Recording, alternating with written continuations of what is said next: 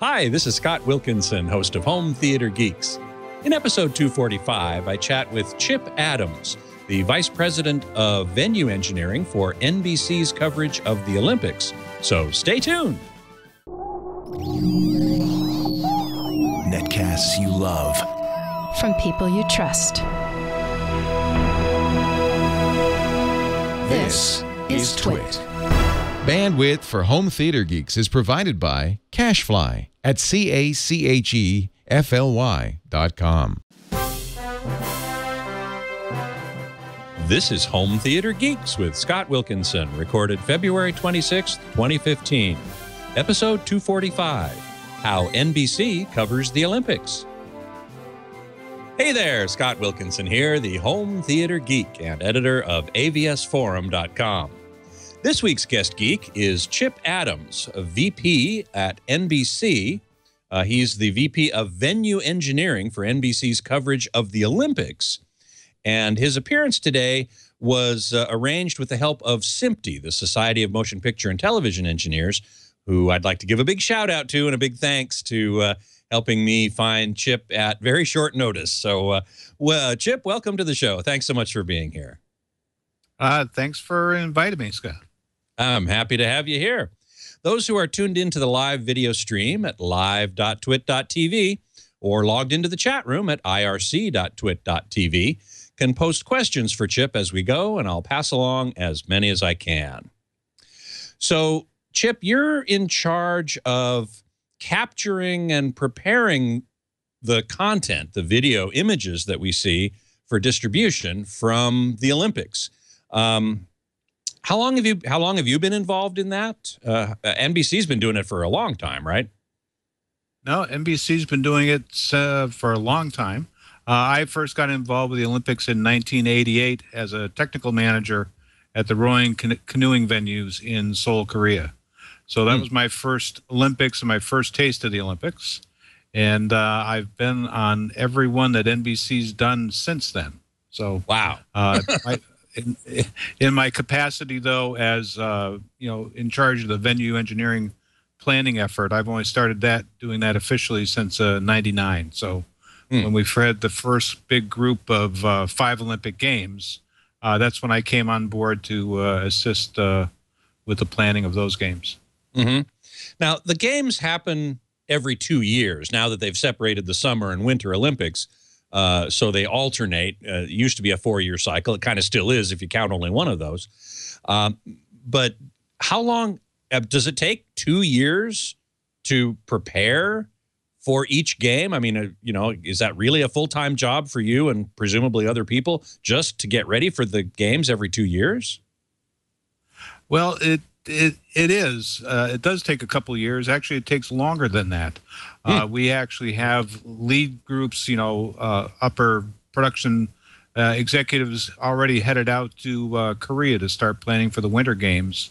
And also, we've already had a couple trips to Tokyo to talk about the Summer Games in 2020. So it takes a long time to get, basically a lay of the land, to see what the local organizing committees are planning and to see how that impacts or how we can start to develop our plan to do our coverage of the games. Mm-hmm. Well, geez, in Korea or Tokyo 2018, 2020, I mean, do they even have venues yet? How do you know what you're going to need in terms of the physical infrastructure that's there? It's not there yet, is it?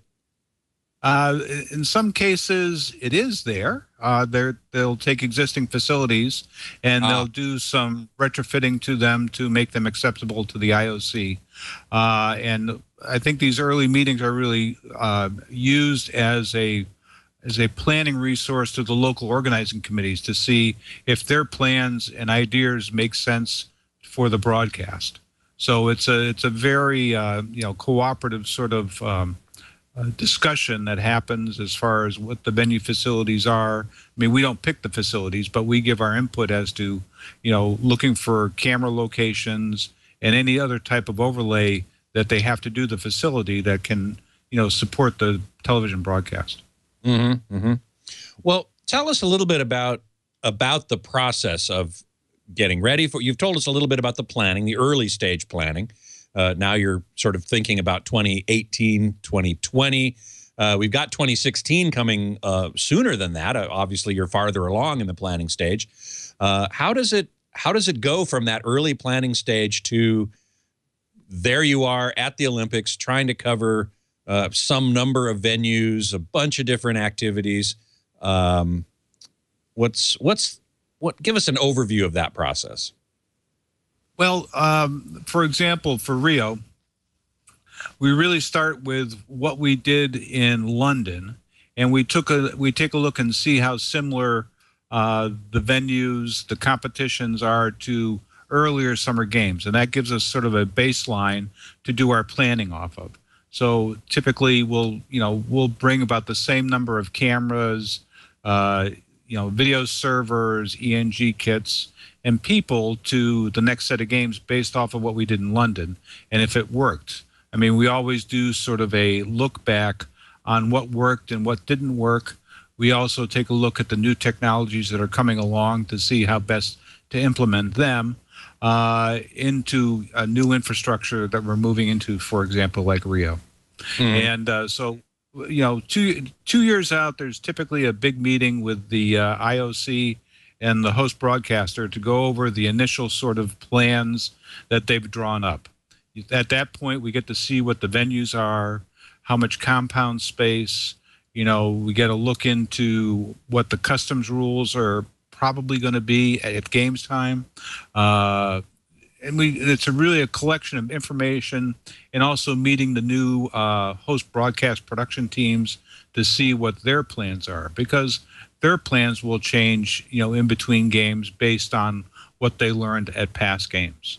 So now, what do you mean by the? Pardon me for interrupting. What do you mean about by the host broadcaster? I mean, aren't you the broadcaster? Isn't NBC the broadcaster of the games? Well, remember, NBC isn't the only person that broadcasts the Olympics. There's true. another. Everybody else in the world is looking to broadcast their country's athletes in their own home markets. And over the course of, in the old days, whatever country had the Olympics, the major national broadcaster would be the host broadcaster. So they would plan the Olympics, get all the equipment, and then provide a world feed to other broadcasters that came in. If you remember, ABC did that back in Lake Placid for, the 1980. Is it that? 80 Olympics, something like that. Yeah. What happened is, depending what country you went to, you got a different level of production value, basically based off of what some of the national broadcasters could deliver. Mm-hmm. So the IOC, slowly has been transitioning to having a more consistent production level of production. Mm-hmm. And this really started. It really started in 2008 when the IOC started a corporation called OBS, or Olympic Broadcast Services, and they were tasked to help the national broadcasters with their planning and production values for the host broadcaster. And slowly that's transitioned into actually the OBS now acts as the host broadcaster for the Olympics going forward. So no matter what country they're in. Exactly, no matter what country. For example, in Sochi, OBS was the host broadcaster, and they were responsible for getting all the OB vans or mobile units into the country, hiring the production teams, and basically doing all the facility planning for the Olympic broadcast. And what we do is we sort of ride on OBS's coattails, using their production as sort of a baseline for our coverage. Of course, we, to focus on American athletes and American stories, we augment the facilities that they put into a venue with our own facilities, so we can focus on the American athletes or the stories that, our production people feel are important to, our viewers in the United States. So that must take some stress and pressure off of you, off of NBC, since you don't have to worry about the baseline. I mean, OBS takes care of the basic stuff, and you, as you say, you kind of ride on the coattails. You put in your own things in collaboration and communication with them, I'm sure, so that you can focus on what's important to the American audience. It takes away a little stress, but also it's not much though, maybe. But also it is in the model of the IOC is trying to bring the Olympics to other countries, and when you bring a production the size of the Olympics to a smaller country, or even to the United States, it's a huge amount of overlay of people, facilities, and need for hotel rooms and feeding people and transportation. And the whole idea of the host broadcaster is to try and reduce those services so more places can have the Olympics without, if everyone showed up and tried to put 20 cameras into opening ceremonies, there'd be no room for the spectators to look at. Plus also, you can only there's only so many good camera locations in a track and field stadium or opening ceremonies or gymnastics. So you can't, it really makes more sense to have a host broadcaster that gives you a good, actually really an excellent coverage of the competition, while you can focus your effort and your financial monies on the stories that you want to tell. So in the early days, it took a while for OBS to find those people that could build that good broadcast type of production quality. But they've really come along over the past 4 games to really, they provide us with a very good product that we can rely on and really focus our attention onto, just specifically our needs in the American market. Right. Good Sound in the chat room is asking, does IOC dictate how many cameras at each venue? It's the IOC doesn't, but what happens is that in conjunction with the IOC, you always also work with the different sports federations, and they have their own sort of ideas on what the coverage. The sports federations are really concerned with keeping the field of plays and the competitions very even and level, so everyone has an equal chance to perform at their best. The federations have input on where the camera locations are, and the IOC doesn't really regulate that. We work with the federations to get camera locations, and with OBS to get camera locations inside the venue. So it's sort of a give and take on how you basically get your position allocated within the venue. I gotcha. Rusty Bones is asking, is language a barrier, or is English the international language when you're dealing with people in different countries? Well, English amongst the broadcasters is pretty much a standard language, but dealing with the local fuel delivery guy who's delivering diesel fuel to your generator is a little bit of a problem sometimes. Sometimes the guy bringing some catering to you doesn't really speak English. It's there's all sorts of different people that we work with, vendors that we work with, and we have to be prepared to have people help us with the local language. So, but within the broadcast community, everyone sort of does speak English. Quickston UK asks about how many different formats you have to convert to. Clearly, the cameras are shooting at a certain resolution and a certain frame rate. That was one question I had, actually, was what frame rate do you use? Because in Europe, obviously, they use 25 frames per second. In the U.S., for video, it's 30 or 60 typically, sometimes 24. What's going on there? Well, we're a little unique in that because of most of the games that we've done have been out of the country. I mean, the Olympic group is more comfortable dealing with 1080i 50 than we are 60 or 39.9 or 59.9. So it's interesting. Our whole facility, typically we will with the change in the broadcast equipment that can really be configured to be in either standards. We typically master or produce our show in the format of the local country. So what that does is, I mean, we try, if we had to convert, say at a summer games, we've got 25 venues. If we had to convert every signal that we got from the host broadcaster into the U.S. standard, we'd have, hundreds and hundreds of, Snell-Wilcox frame rate converters that we could not afford. So what we do is we produce in the local, in the local format, and then on our transmission back to the United States, that's where we convert, and that's where we put the converters, which, drops the number of converters we need significantly.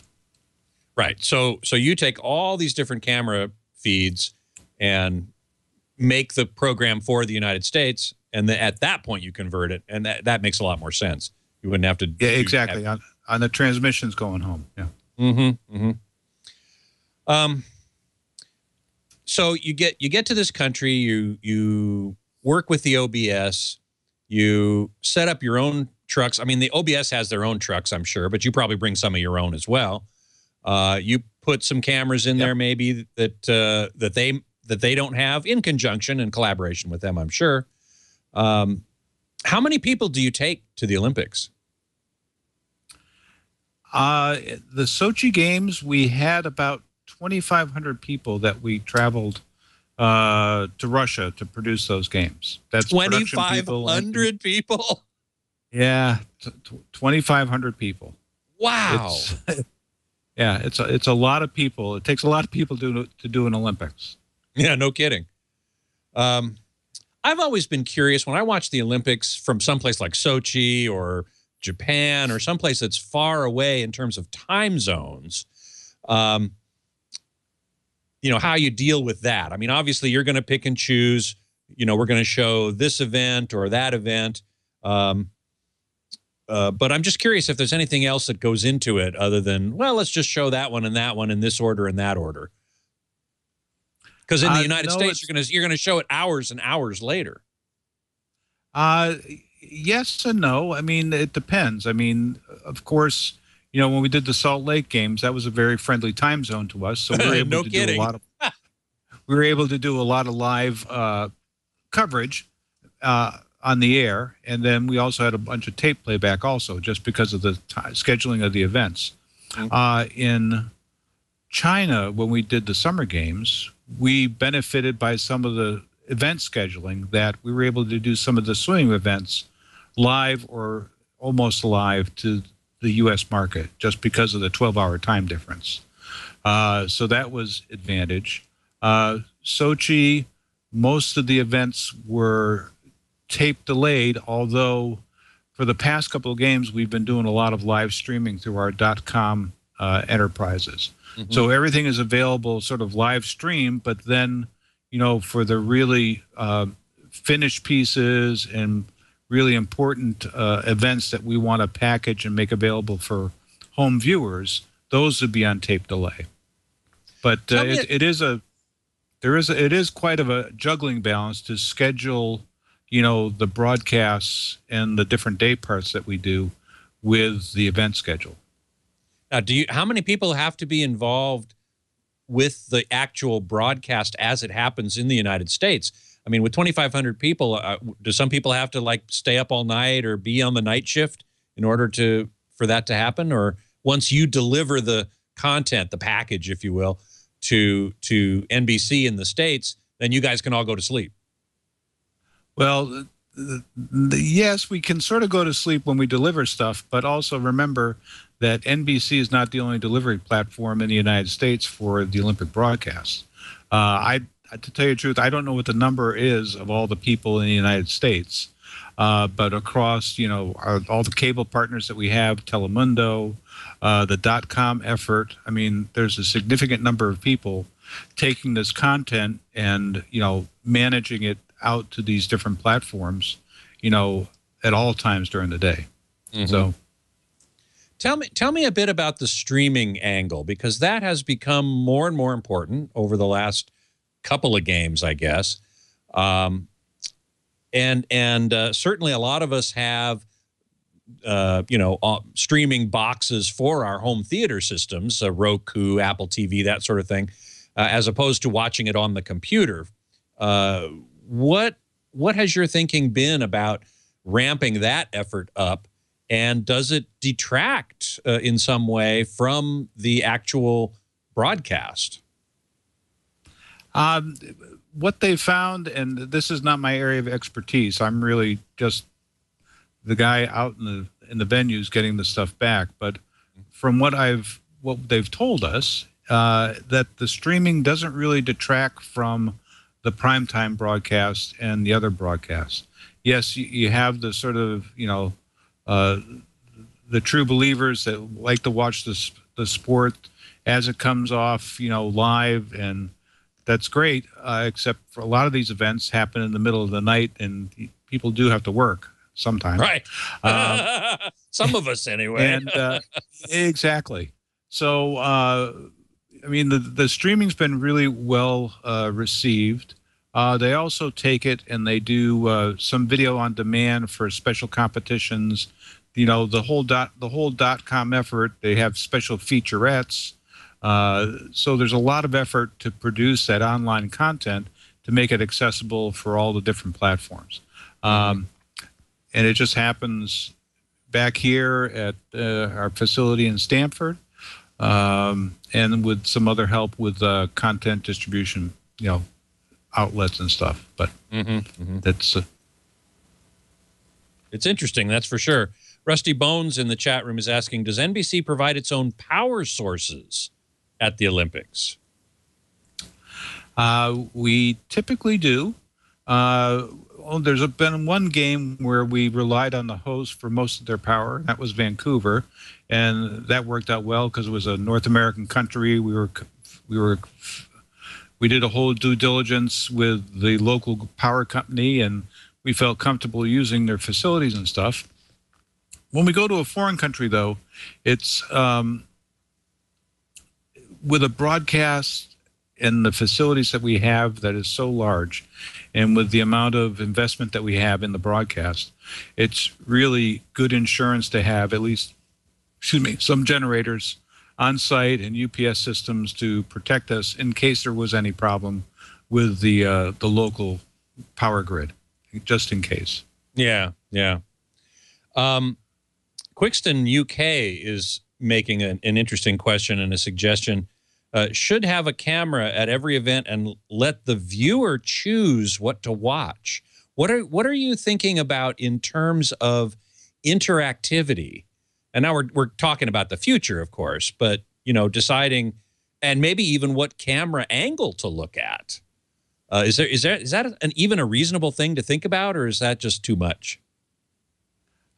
I don't think it's unreasonable. I think the first thing you have to consider, though, is putting up those web cameras and stuff are great, but then how do you control what those cameras see? How do you? I'm not big into legalese, but how do you license it to make sure it's an official Olympic camera?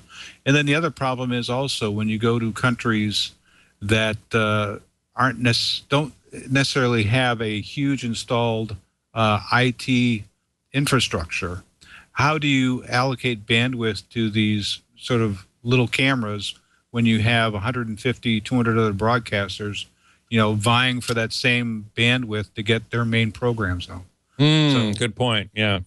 I mean, the World Cup, I know, had to install a lot of fiber to get the bandwidth capability just to get their soccer games back. If you go to countries that don't have a huge installed infrastructure, it makes it more difficult to just allocate those type of cameras. I mean, I think it's a good idea. It might be a good experiment for a smaller venue, or, for example, a venue that doesn't have that much exposure in the United States as an experiment. But it'd be a good suggestion to give OBS or the IOC to see if they'd be interested in those type of interactive type camera things. Mm-hmm. Mm-hmm. I was going to ask you about just some anecdotes you might have about challenges that you came across in one game or another and how you met them and overcame them. Well, we had an interesting one in Sochi when we were pre-cabling the Alpine venue. The Alpine venue, I mean, we put out almost 10 miles of fiber optic cable on the mountain, in addition to what OBS had on the mountain. 10 miles? We bought this. Yeah, that's mountain's a long thing. You have to have, it was a big mountain, long runs. We did a loop, so if we suffered a failure on one side, we could repatch and get around, because you can't. It's very difficult to run, cables, any types, on a mountain when it's got 8 feet of snow on it, and you got to get on the air in a couple minutes. So, anyways, we put in some tactical fiber cable, and some of the cable paths were not exactly what we wanted, but we did our initial install of the cable. And then when we started testing, we noticed that a lot of we had one area that was sort of intermittent. So we sent the cable crew up, and it turns out that the cable that we had was sort of a tasty appetizer for the rodents on the hill. Oh, man. So that was a surprise. And, I mean, we didn't have any problems anywhere else in the mountain, but there was a stretch of about 1,000 meters that it was like, a drive-in diner for some of these rodents. So, late in December, I had to make a panic call to our fiber optic cable supplier to get some double-jacketed 12-strand fiber and have it shipped so we could get it in time. And then we also had to do the terminations, on site as we pulled it up on the mountain. But that was one of the bigger excitements I had. And of course, trying to get something in quickly into Sochi, which doesn't have regular freight service, is, just raises the blood pressure just enough to say, okay, if it doesn't get here, how are we going to do this? So exactly, you got to have a contingency plan. One of the little challenges. Yeah, I mean, we did have a contingency plan of, back, running in twice the amount of fiber and in sort of a loop, but still this one area would have been a problem. So the rodents just loved that cable right there for some reason. It was tasty. I'll take your word for it. Yeah, really. Anything? So Sochi, certainly when you go to a place that's not a big metropolitan area, a big hub of transportation and so on, things must get pretty dicey, or possibly, you have to be really careful and really aware of that. In London, you obviously wouldn't have had that kind of problem. They probably have suppliers of everything you need right there. Yeah, London was a very, favorable, environment to be in, because we got all our OB vans, mobile units from the European market or from the UK. There's a lot of people that do television in the UK. Our RF vendor was there. I mean, you can go to a store, you can buy stuff, you can speak English. It's a lot easier. Sochi, I mean, we had to go out and buy a generator and that took about 3 days. And of course, no one really took American credit cards that easily, so you had to fool around with another credit card from somebody. Just logistically, one of the bigger challenges that doesn't get talked about much is the logistic challenge of getting all the equipment that you need into the country, finding the trucks to move it around, finding warehouse space to put all your stuff while you're collecting it, getting ready to go into the venues. So that's another huge effort that is sort of not spoken much about, but it's key to getting an Olympic Games on the air. Yeah. Did the problems in the Ukraine? I know we heard about them a lot in relation to the Sochi Games, but did they affect your job at all? It didn't affect our job on site. After we got done with the games and we were de-rigging all the facilities and stuff, we did have to alter our plans as far as the truck routes, getting stuff back to the UK and to Germany fly it out. The cargo capacity coming out of Sochi airport was minimal, so we had basically a 2-week truck drive up and around the Ukraine to get over into Frankfurt to get our air freight back out. So that was a little change in the plan that we hadn't planned for. Luckily, we found a bunch of trucks, and we were able to contract them to do that route. But it was But traveling not, through the Ukraine might have been dangerous. Well, I'm sure it would have been dangerous, but we had to skirt around. You know, we went to the I see. east of it, up through Russia, and then through Belarus, then come around that way. Mm-hmm. Mm-hmm. Wow. Well, I wanted to ask you, and somebody in the chat room, it's already scrolled past me. By the way, those of you who are in the chat room who want to ask a question, it's really great if you put my screen name in your question, Scott Wilkinson without a dash or a space. That way it appears in a different color on my screen, and my eye will be drawn to it easier. So someone in the chat room was asking about 3D. And I wanted to talk to you about that anyway, because in London, we did have some 3D broadcasting. And I, in fact, made a point of having a system at my house where I could watch it because I wanted to see what happened. And it, you know, I thought it looked pretty good. But there wasn't any in Sochi. So what is your experience with shooting the London Olympics in 3D? Why wasn't it done in Sochi? Will it be done again? I know we had I know NHK was there with a 3D mobile unit at opening ceremonies and athletics, and I think they moved it around to a couple other venues. We didn't really participate in the production of it. They did offer a feed up to us, and I think we did take it and sent it back to the Comcast head end so they could feed their 3D channel, or the channel that they had allocated to it, as a demonstration. And but it was very limited in its rollout. And for Sochi, there was no real demand from any of the broadcasters that they had to have 3D of the Olympics. I think it would have been a challenge also because most of the 3D trucks or production facilities have slowly sort of been retired or reallocated into different facilities. So, I mean, really what you see out of the Olympics is driven by what most of the broadcasters are trying to deliver at home. And most countries don't have a 3D channel delivery, you know, in their markets. The United States had a couple channels, but I think, you know, once the preliminary funding that the manufacturers, you know, had there to help promote 3D went away, I think the market really told the broadcasters and the production people that it wasn't a good use of your money to keep investing in 3D. So, Rusty Bones is asking, what is your personal opinion of 3D? Do you think it's useful? Do you think it's valuable? Or are you just as happy to see it go away? I personally, my own opinion is it has its place on some special features or big screen movies, but I think trying to use it in sports, it's hard to deploy. It's hard to do good 3D.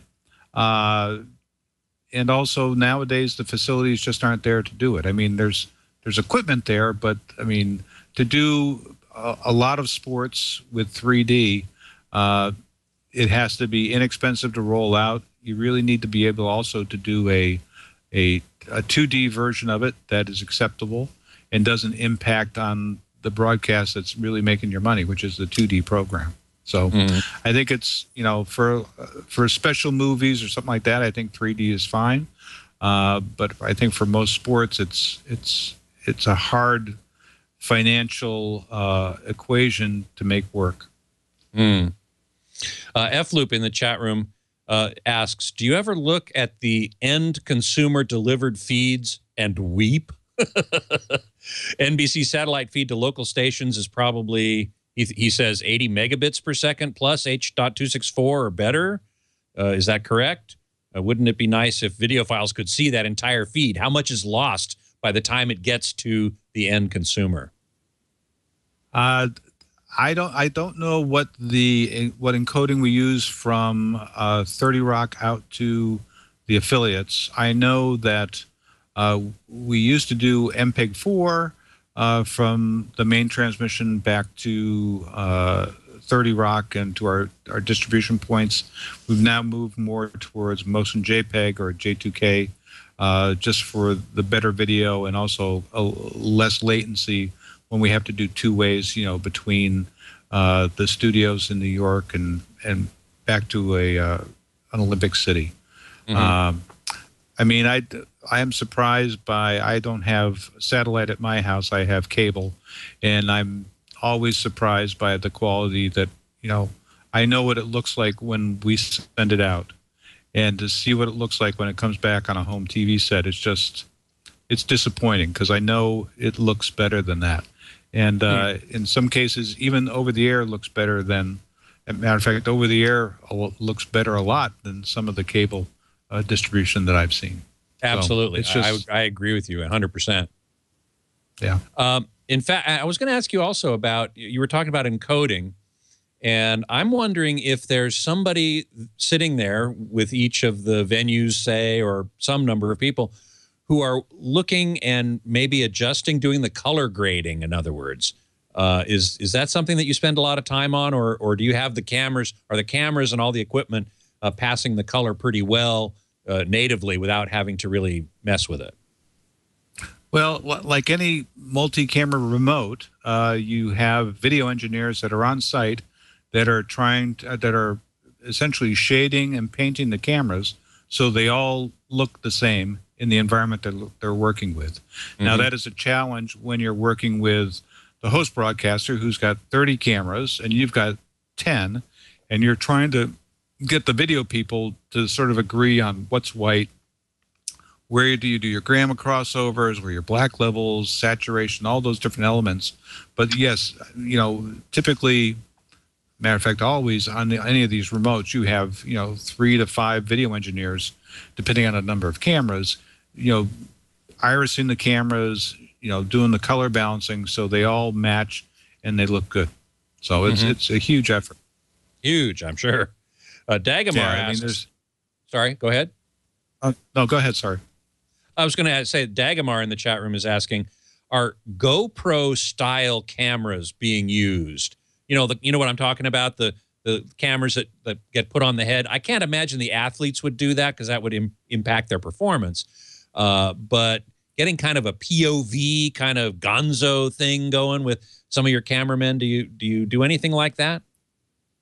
Oh yeah, on the Winter Olympics, I mean, we put them on. We don't put them on the specific athletes when they're competing, but athletes have agreed to, during practice sessions or a demonstration, when they're off training or something, to strap a GoPro, or the GoPro is the one that a lot of people use, to do sort of like that point of view recording from different angles.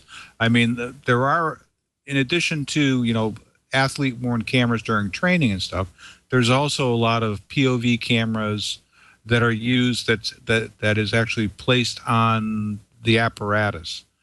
For example, pole vault. There's typically always a camera right at the top that looks at the bar. So when the vaulter comes up and goes over, you get to see their expression, and you get to see where they touched the line or touched the pole to knock it off. So there are a lot of use of small cameras, robotic cameras in the coverage to help make it a more interesting production. Mm-hmm. Do the judges ever use your images in close calls? It depends on the federations. I know figure skating has their own type of video system where they score the skaters, where they can go back, do little slow motion things, and it's their own proprietary system that was developed over the last 10 years, just to make it a little bit less mystical the way they score figure skating. Right. But there are most of the people, you know, there's no video replay really like in soccer that we use, or that you know, or in track and field. You know, there's, you know, it's the timings. You know, the people that provide the timing systems, of course, have a, you know, a finish camera or a speed camera, high speed camera, so they can see you cross the line first to make those judgments. Right. But right. It's not like, you know, football nowadays where the plays are, you know, the coach can throw a red flag and have it reviewed. Yeah.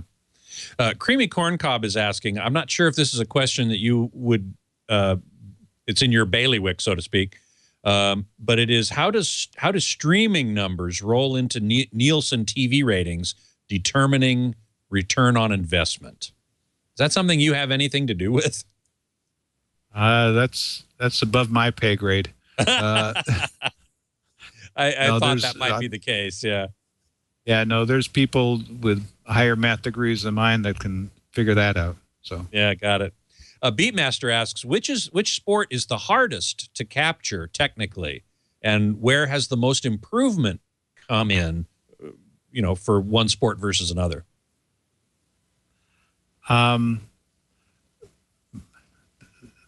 Well, every producer will say his sport is the most difficult one to televise. But the one I find that I like a lot and I find really challenging is downhill skiing, just because of the environment you're in. You're trying to cover, you know, a 2-mile, you know, course that goes down a hill, typically at altitude when it's cold out.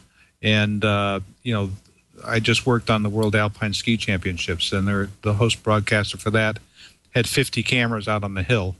So that downhill skiing is always a big challenge.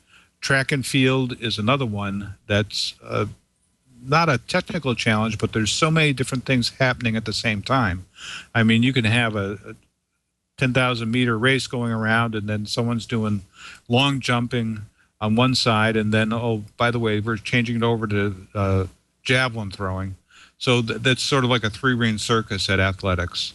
The same thing with gymnastics. You know, on the early team competition days, there's, you know, 5 pieces of apparatus that have athletes on it, you know, going on, doing their routines all at the same time. And so trying to capture that simultaneously, trying to keep that organized is a huge challenge for the gymnastics production teams.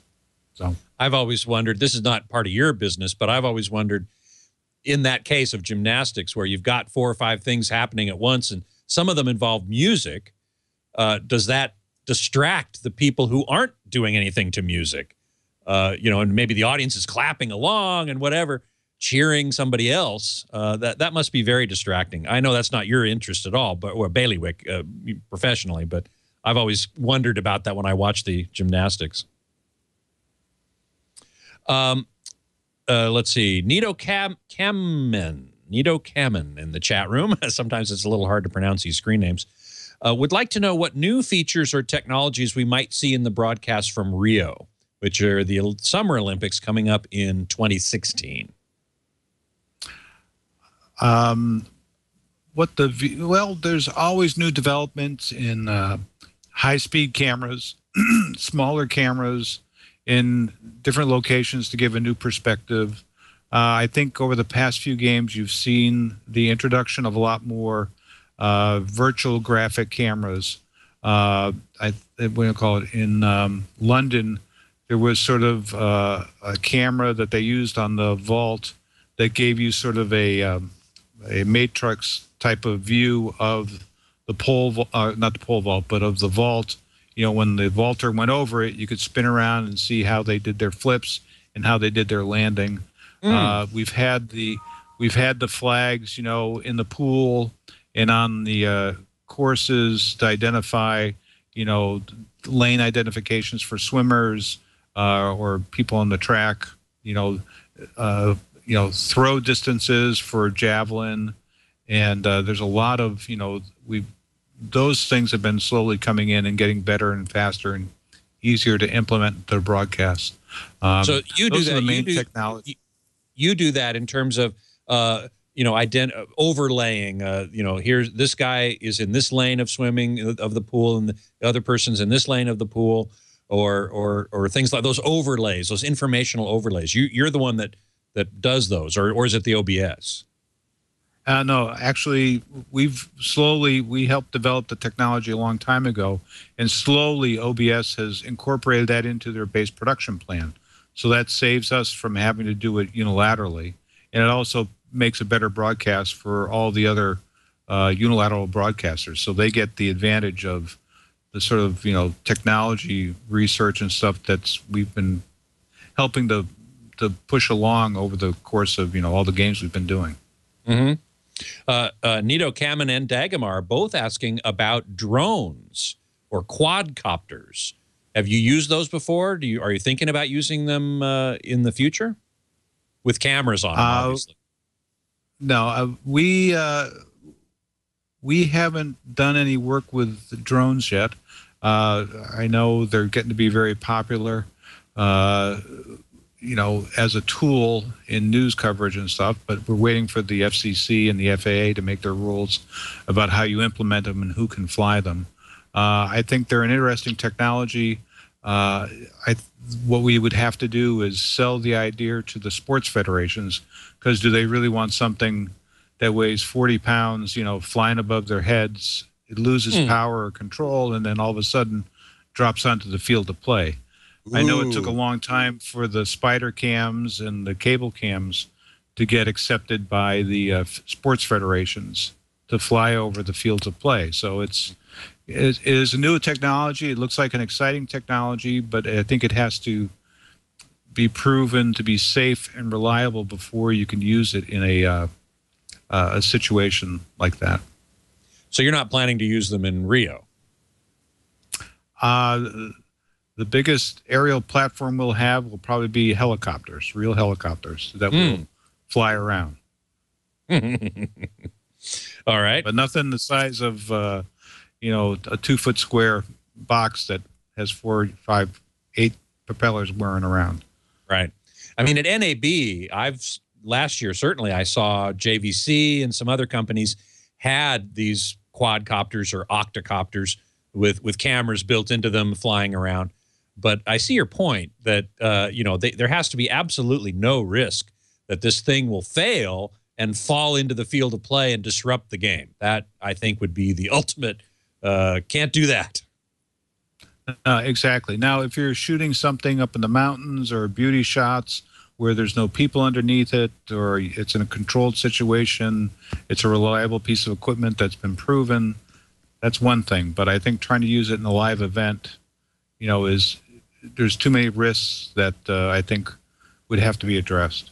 Nito Kamen is asking, I've always wondered if the underwater cameras that follow swimmers are a potential distraction to the athletes. Clearly, you must have determined that they aren't, or you wouldn't use them. No, they don't seem to be a distraction. I mean, the Olympics now has, you know, 3 or 4 underwater cameras, you know, in the swimming pool and then the diving pool.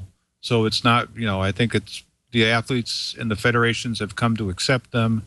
It adds an interesting look to the competitors or to the event, so they can see what the competitors are doing underwater when they do their turns or their kicks and stuff. So I think it's been a very accepted tool over the last, you know, 5, 6 games. Rusty Bones in the chat room is asking, does NBC utilize their own aerial equipment, or is that all contracted out? We don't own any helicopters. I mean, mostly we go to vendors for, you know, the helicopters or blimps, and then we work with other specialty vendors as far as, you know, aerial camera equipment people, RF vendors to provide those systems on those helicopters or airplanes, depending on, you know, the situation. Yeah. Okay, let me ask you about 4K. The Olympics, you're shooting them in 1080, I guess. But now, of course, we have 4K TVs, and we're starting to get some 4K content. And I've heard it said more than once that in live sporting events in particular, the 4K cameras that might be on scene, their best application at this point is to be able to zoom in to something, some detail of what happened, and be able to show that in 1080 still. Are you? I assume you're doing that at this point, but is there any? And tell us about it, please. But yeah, I'm also curious about the use of 4K in another application. Let's start there, though. A couple of years ago, when there was a company called Evertz that was starting to promote their sort of 4K server, or they have a device that they were trying to market as a replacement for an EVS, which is another video replay server. And the folks at Evertz, said that, well, we can record 4K and we can do this, basically zoom to a timeline to do analytical sort of studies of, whatever you're shooting. So we took that and we worked during a couple Stanley Cup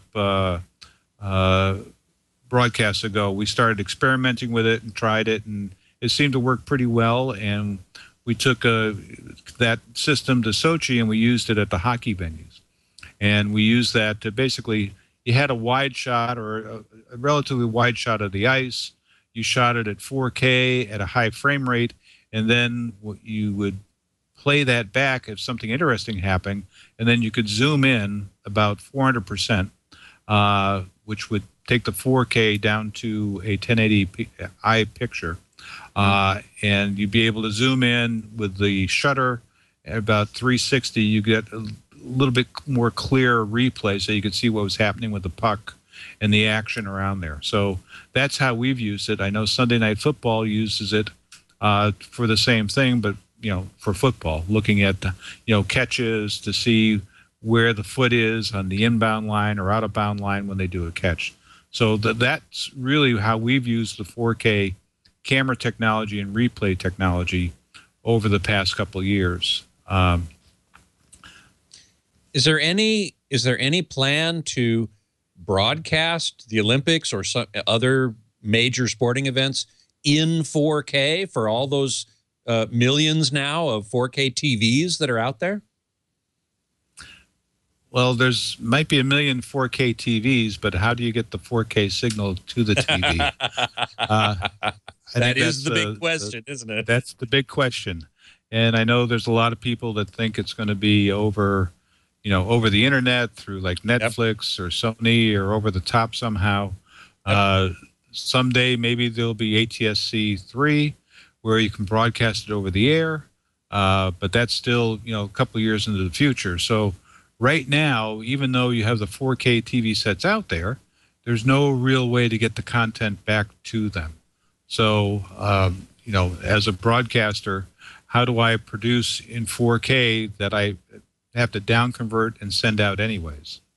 So I think right now we think there'll be some 4K effort at the Olympics, but it hasn't been identified yet. NBC, I don't think, would do it unilaterally, just because of the amount. Well, first of all, finding all the equipment that you need that can handle 4K. First of all, the 4K cameras, the replay devices that we're used to, the switchers, the routing. I mean, we're almost at the transition of going from analog TV to HD, and skipping the HD SDI step that we had, where you're changing you're changing many technologies to accommodate the TV sets. So right. It's a big step, and I don't think it's going to happen as fast as people want it to. Plus, also for us, I know Japan has been researching and developing an 8K delivery system and 8K TV sets. Yep. And they've said that in 2020, that's how they're going to deliver their home broadcast to their country in 8K. So that's only 5 years away. So there's a lot of development and money that has to be spent to get them to 8K. And so it'll be curious to see what happens to 4K and how we'll get there, or if will 4K really be a delivery for, over the top, and then for broadcast, you'll still, just down-res it for 1080i. So I'm not sure 1080p. I'm not sure, where we're going yet. We know there's starting to be equipment that's starting to be offered. I know with NAB coming up, there's going to be a lot of push to have people start looking at 4K and start figuring out how to route it and move it. So I think it's coming. There are tons of unanswered questions, though. I mean, I talk a lot about dynamic range, high dynamic range, high frame rate, wider color gamut, and all of these things need to be sorted out, and they aren't quite yet. So I agree with you. It's maybe not coming as quick as some people would want. And meanwhile, the TV manufacturers are selling 4K TVs hand over fist. You mentioned to me... You probably can't buy a 1080 TV set anymore anyways, because once they set up the manufacturer, they never go backwards. I mean, you're hard-pressed to buy a CRT anymore. You wouldn't. That's true. Of the environmental rules. So as soon as they make a set of TVs, and they finish the manufacturing process on that, they throw their money into the next thing. So into the next thing, I'm sure in 3 years you're not going to be able to buy a 4K set. You're going to have to buy an 8K set. So. Oh man, that's very frustrating for those of us who like to stay up on the TV technology. You mentioned to me offline that South Korea is talking about broadcasting some, at least, in 4K at the 2018 Winter Games in Pyeongchang. Yep, that's what we've heard. So once again, I don't know where we'll be with that. That's just, come on, that's only 4 years away, 3 years away. So it's coming right up. Change between then. Yeah, it's coming right up, but a lot can change between now and then. That's also true. Both things are true, which is kind of odd. I mean, 3 years, you might go, oh, well, that's plenty of time. But in your time scale, I don't think it's very much time at all. That sounds like it's right around the corner. Well, I mean, that's the other dirty little secret. We're right in the middle of planning Rio. And then as soon as Rio gets done, we'll have essentially 12 months to get ready for the Pyeongchang Games in South Korea. So, starting later this year, we're going to start our planning for Pyeongchang while we're finishing up the planning for Rio. So, man. Well, in the few minutes we have left, let me ask you about audio. Right now, I guess are you broadcasting in 5.1? We broadcast in 5.1. Yep. And you capture in 5.1? I mean, do you have like microphones placed all over the place? You must have obviously audio mixers who are mixing the announcer and the crowd noise and whatever else might be needed into a 5.1 package. Is that the way it works now? Essentially, that's what we do. I mean, once again, we rely on the host broadcaster. Because once again, trying to duplicate their efforts, we can take split of their microphones, and we take splits of their microphones. They provide us with a good surround, basically a 5, actually a 4.1. They don't give us an announce track, but really? Or a center channel. We get basically front and rear surrounds, and depending on the competition, we may get a low frequency mix, but sometimes there's nothing associated with that depending on the event. But we do get basically, a 5.1 stems from them, and then we incorporate it into our broadcast. We might add some environmental mics on areas that we're covering, and we mix that and we send it off. We also, depending on the venues and also on how we're editing, it's difficult to edit 5.1. It's not difficult to edit it, but it's difficult to find people that have experience editing 5.1. And also setting up the environments in the edit room so you can really hear what's going on is difficult. So what we also do is we use up mixers and down mixers to take basically front surrounds and we'll put our announcers on a center track, and that way we can guarantee that the announcers are always heard. We upmix that with the 5.1 that comes from the host, and it gives you a good atmosphere of a 5.1 environment without having to do all the heavy lifting of providing 5.1 monitoring into all the facilities where, you know, people that have their hands on the material can touch it. So it makes it simpler for the editing process. It makes it easier for and more consistent for the transmission process also coming out of the venues. And I assume you think about how that 5.1 mix, the one that you actually generate off of the 5.1 stem coming from the host, is going to down mix into stereo or even mono, depending upon what somebody's TV system is capable of reproducing. No, absolutely. We have our audio guy, Carl Malone, has his own little room with several different types of down mixers. And we also listen to return feeds that come back from New York and from our New York affiliate, so we can hear what it sounds like. And then there's also a lot of people on your forum here that are very good at expressing themselves about what they're hearing and what they don't hear. Yes, they are good at that. Yeah, we take that into account. We actually, you know, pay attention to the forums out there on 5.1 to see what the reaction is and to try and deliver the best audio product that we can. Mm-hmm.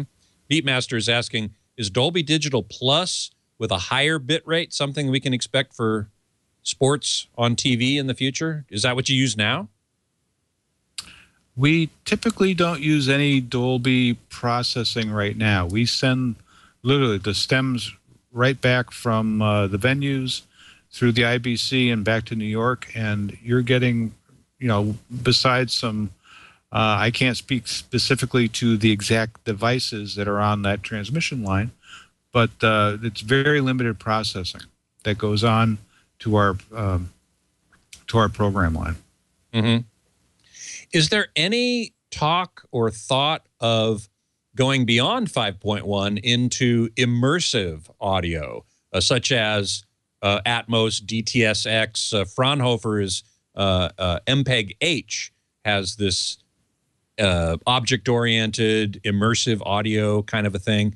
Or is that just, you know, sometime later down the line? We're not there yet. I'm starting to hear about Atmos and some of the other technologies Fraunhofer's doing. I don't see it in our plans immediately for these games, but as new technologies come along, we're always open to seeing how we can implement them into, you know, our Olympic broadcasts. And also, once again, I mean, we can try to implement it into the U.S. broadcast, but to really get, you know, we really like to have buy-in from the host broadcasters so they can implement it and provide those technologies not only to us, but also to other, you know, people around the world. All over the world, yeah. Well, it's an amazing job you do. I have to say, I look forward to the Olympics every 2 years because it looks great on TV, and you really do a fantastic job, and I want to thank you for that. Well, it's my pleasure. I must say I'm pretty lucky to have this job. It's a lot of fun. It's very challenging a lot of times, but it's always interesting, and it keeps you on your toes. That's for sure. I'm sure it does. Well, thank you so much for being here and talking with us and enlightening us on what goes on and how you get that content to all of us who enjoy watching it. Thanks so much for being here. My pleasure, Scott. That is Chip Adams, the Vice President of Venue Engineering for NBC Olympics. And, of course, NBC.com is the website to go to for all things NBC. You can find me, of course, at avsforum.com. You can email me at scott@twit.tv. And you can follow me on Twitter at htgeekscott, also at avsforum. And you can find previous episodes of Home Theater Geeks right here on twit.tv, also on our YouTube channel, youtube.com/twit, Home Theater Geeks.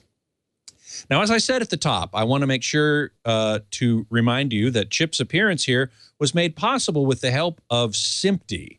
And I want to thank them very much for their help in contacting Chip and putting us in touch. And I want to let you know that there are going to be 3 more guests that are going to be representing Simpty in one way or another here on the show this year. And I thank them very much for their help in that regard. And those folks are going to be very, very interesting, highly technical, as Chip is. And that's kind of what Home Theater Geeks is all about. And don't forget that next week, Home Theater Geeks moves to its new time, 2 p.m. to 3 p.m. Pacific, 5 to 6 p.m. Eastern Time. That's 1/2 hour earlier than our current schedule, but it'll still be on Thursdays. But I don't want you to miss a minute of the excitement of Home Theater Geeks. So please be sure to tune in 1/2 hour earlier, 2 p.m. to 3 p.m. Pacific Time, 5 to 6 p.m. Eastern. Next week, my guest geek is scheduled to be Yoel Zanger, the CEO of Giraffic, a company that has a fascinating technology that dramatically reduces the interruptions in streaming video, implemented entirely at the user's end of the chain. I ran into these guys at CES, and it's really, really interesting. So I do hope you will join me for that. Until then, geek out.